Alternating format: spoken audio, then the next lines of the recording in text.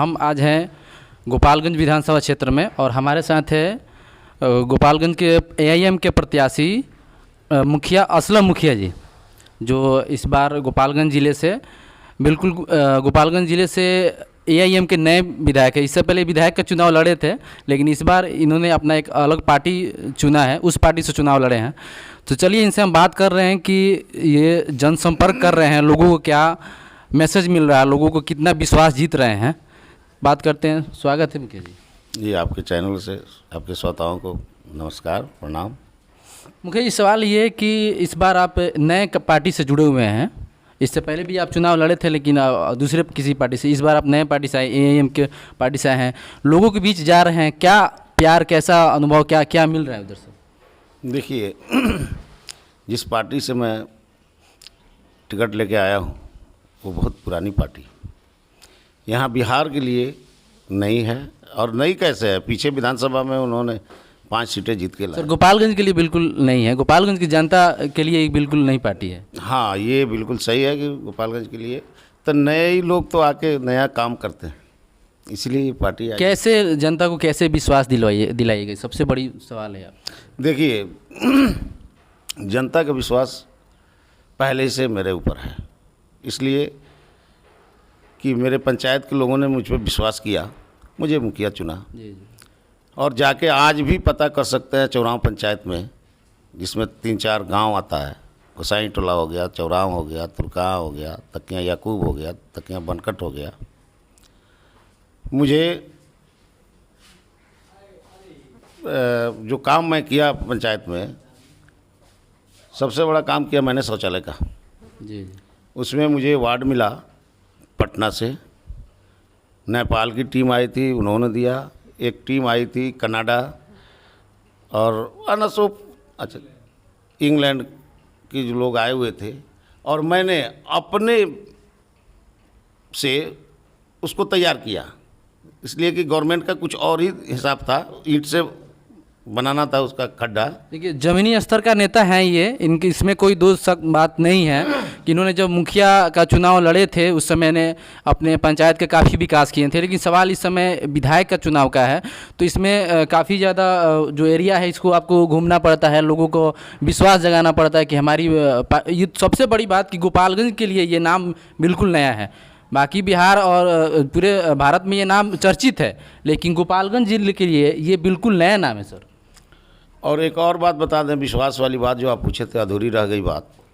फिर दूसरी बार पूरे गोपालगंज ज़िला के लोग मुझ पे विश्वास करके गोपालगंज मदरसा इस्लामिया गोपालगंज का सचिव चुना लोगों ने, निर्विरोध।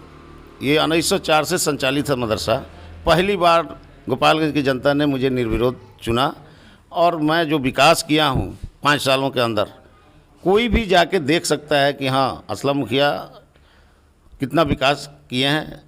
इसलिए कि ये पूरे गोपालगंज ज़िला में आज तक अभी आलिम का ये आपको फॉर्म नहीं भरा जाता था। यहाँ मैंने दौड़ के पटना बोर्ड से पास करवा के अरबी फारसी यूनिवर्सिटी में भेज दिया हूँ। उसमें वाइस चांसलर थे नहीं, लेकिन खुशी की बात यह है कि यूनिवर्सिटी को वाइस चांसलर मिल चुका है। ये आचार संहिता के जस्ट बाद आलिम का हमारा मिल जाएगा परमिशन, और हमारे पूरे गोपालगंज के बच्चों को ना गोपाल सिवान जाना पड़ेगा, ना बेतिया जाना पड़ेगा। यही सब हमने काम किया है। बाकी लोगों के बीच में रहते हैं। 12 बजे रात में हमें कोई याद करता है तो मैं दौड़े जाता हूँ, हॉस्पिटल हो, थाना हो, सड़क पे कोई एक्सीडेंट हो। और सबसे एक और बात बता दूँ आपको कि मेरा मोबाइल 24 घंटा खुला रहता है। कभी भी कोई डायल करके देख ले, मेरा मोबाइल 24 घंटा खुला रहता है। ना कि मैं घबराता हूँ किसी को आने जाने में, ना कोई डर है, ना भय है। मैं बिंदास आदमी हूँ, ना मैंने किसी का बिगाड़ा है, और ना मैं उस तरह का मुझे संदेह है कि मुझे भी कोई बिगाड़ेगा। सर, सबसे बड़ी सवाल है गोपालगंज की जनता के लिए, विकास जो है गोपालगंज का वो बिल्कुल लगता है कि सो गया है कहीं। बिल्कुल मुझे लग रहा है कि 15 साल से गोपालगंज ज़िला में कोई भी विकास ही नहीं हुआ है, चाहे किसी भी क्षेत्र का हो, शिक्षा का हो या हॉस्पिटल का, किसी भी क्षेत्र में आप जाइए उस क्षेत्र में आपको विकास दिखाई नहीं देगा। इसके बारे में सर आपका क्या प्लानिंग है? विकास नहीं होने का वजह यह है कि जब तक परिवर्तन नहीं होगा विकास नहीं होगा। और मेरा जो विकास का मुद्दा है, मेरा सबसे बड़ा मुद्दा है गोपालगंज में ट्रामा सेंटर। हमारा कंस्टिट्यूएंसी चारों तरफ से NH हाई से आए दिन एक्सीडेंट होता है, बहुत सारे गरीब लोगों के साथ एक्सीडेंट होता है। यहाँ साधन के अभाव में डॉक्टर लोग गोरखपुर या पटना PMCH रेफ़र करते हैं और गरीब जनता पिसती है जाके गोरखपुर और पटना में। इसलिए मेरी दिली ख्वाहिश है कि अगर जनता ने मुझे आशीर्वाद दे के असेंबली भेजा तो मेरा सबसे पहला काम होगा ट्रामा सेंटर का गोपालगंज। ऐसे तो घोषणा बहुत लोगों ने आके किया है और लोगों का ये भी कहना है सर कि गोपालगंज ज़िले में यूनिवर्सिटी खोलने के लिए, इसके बारे में सर? अब जिन्होंने कहा कि यूनिवर्सिटी खोलेंगे उनको तो पता ही नहीं कि यूनिवर्सिटी खुलता कैसे है, कहाँ ज़मीन पड़ा हुआ है कि जाके फटाक से। हाँ, अगर मैं दावे के साथ कहता हूँ मेरा मदरसा इस्लामिया के पास इतनी ज़मीनें हैं, एक जगह 10-10 बीघा ज़मीन है, मैं चाहूँ तो और जनता की सहयोग मिला तो मैं यूनिवर्सिटी कायम कर सकता हूँ। जनसंपर्क में कैसा आपको प्यार मिल रहा है? कैसे? मुझे तो इतना प्यार मिल रहा है कि दिल ही नहीं कर रहा है कि मैं वापस आऊँ, लोगों के ही बीच में रहने का दिल कर रहा है। इसलिए कि सब लोग मुझे प्यार दे रहा है, स्नेह दे रहा है और जहाँ नहीं जाना चाहिए वहाँ लोग ले जाके मुझे घुमा रहा है। इसलिए कि लोग थक चुके हैं, एक ही चीज़ को 20 साल अगर कोई रखे तो उसे पक जाता है इंसान। एक बयान जो काफ़ी ज़्यादा वायरल हो रहा है आज की डेट में, माननीय पूर्व विधायक रियाजुल हक राजू जी का एक बयान है कि किसी मीडिया ने पूछा कि ओवैसी आए हैं गोपालगंज में, ओवैसी के पार्टी चुनाव लड़ रहे हैं, तो उन्होंने बोला था कि ओवैसी का बाप हम खुद हैं। इसके बारे में क्या? अब देखिए, उतना लंबा बात तो हम नहीं कह सकते हैं।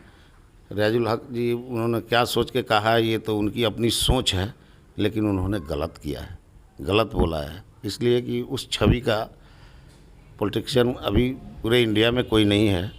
भले ही कोई अपने आप को बड़ा समझे वो अलग बात है, ना उतना कोई एजुकेटेड है, ना उतना साफ बोलने वाला कोई है और ना उतना सही मिजाज का इंसान का। उस बंदे का किरदार सबसे बड़ा है। सबसे बड़ा एक सवाल उनका विपक्ष वालों का है कि AIM जो है भाजपा की B पार्टी, इस पे क्या सफाई देना आपको? देखिए, अब तो बहुत दिन से हम भी सुनते आए हैं, आप खुद पत्रकार हैं और आप भी गोपालगंज ही कंस्टिट्यूएंसी से बिलोंग करते हैं। ये बताइए कि AIM पहली बार आई है इलेक्शन लड़ने के लिए गोपालगंज कंस्टिट्यूएंसी से। इससे पहले जो 4 बार महागठबंधन, RJD, बहुत सारे, कभी लालू साथ में मिल नीतीश के साथ लड़े, कभी मोदी नीतीश जी के साथ मिल के लड़े, लेकिन हर बार BJP जीतती थी। यहाँ तो कौन जिता रहा था, क्या बता सकते हैं आप? ये 20 साल किसने BJP को जिताया? क्या असदुद्दीन साहब ने जिताया या तेजस्वी यादव और लालू जी ने जिताया? जब यहाँ से ये पार्टी कभी लड़े नहीं। क्या बात है भाई, ये पार्टी आगे बहुत सारी पार्टियाँ आके लड़ रही हैं, उनसे तो कोई पूछने नहीं जा रहा है कि भाई B टीम है कि C टीम है कि D टीम है। ये सबका हक है, ये जमहूरियत है, ये जमहूरियत की खूबसूरती है कि कोई भी पार्टी किसी भी जगह से जाके लड़ सकती है, कोई भी आदमी कहीं से जाके इलेक्शन लड़ सकता है बेधड़क। लेकिन हाँ, एक हौवा बनाया जाता है कि B टीम आ गई, आप डर के वोट महागठबंधन को दे दीजिए, सेकुलर के नाम पे दे दीजिए और वोट दीजिए, अपने घर बैठे रहिए। बाकी काम तो हम जो जैसे हो रहा है आज देख रहा है लोग कि RJD ने अल्पसंख्यकों के साथ किया क्या क्या है। अल्पसंख्यकों ने ये RJD को सींचने का काम किया है, लेकिन उनको RJD ने ठगने का काम किया है। बहुत सारे लोगों ने अपनी जान की कुर्बानियाँ दे दी, उसके बाद भी जब ये पार्टी उनकी नहीं हुई तो और किसकी पार्टी ये हो सकती है? चलिए सर, आखिरी सवाल रहेगा, लोगों को क्या संदेश देना चाहते हैं आप? मेरे कंस्टिट्यूएंसी के सभी जनता से मेरी अपील है कि जात पात से उठ के, पार्टी दल से उठ के, प्रत्याशी देख के वोट करें और हमसे हमको सेवा करने का मौका दें।